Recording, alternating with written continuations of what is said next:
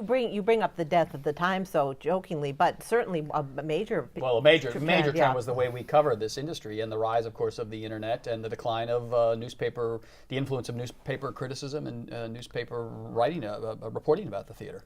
Well, the thing is, we have to wait till press previews before we can officially write. I do anyway. I don't know about you.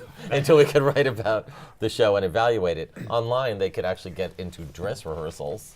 Yeah. And tell you everything that's wrong with the show. So by the time it's even beginning previews, the whole industry knows what needs to be fixed, what's good about it, and how the show is going to fare. Well, they know what a bunch of questionably educated online posters think is wrong with it. Media snobbery right here. Well, as opposed to questionably educated critics. Exactly. No, but seriously, I mean, okay, but at least with critics, they have a track record. You can say, I don't go with what that critic says, so I know I don't believe that critic. But you read something online and you go to see the show, and it's actually those very people good. have a reputation too. I know that Jesse 21 is usually on target, and S'more might not be.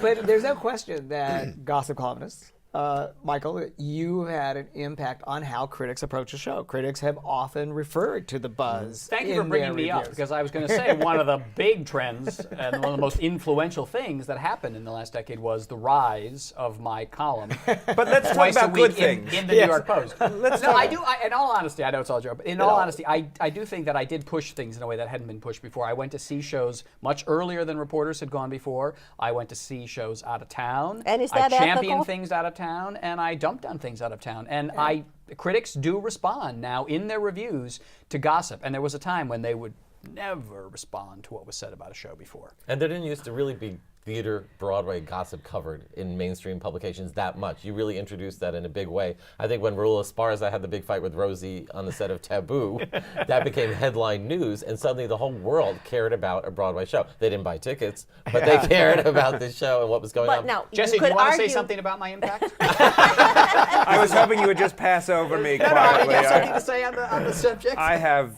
nothing to say. But one could argue that you having sources in these rehearsals telling about these arguments is damaging the process and may damage the ultimate product. And Michael, you do play a little loose with the facts from time to time. This started as a tribute segment. What happened? It's an intervention. Thank you very much. Now it's a Friars roast. Theater Talk. We'll see you next time. Good night.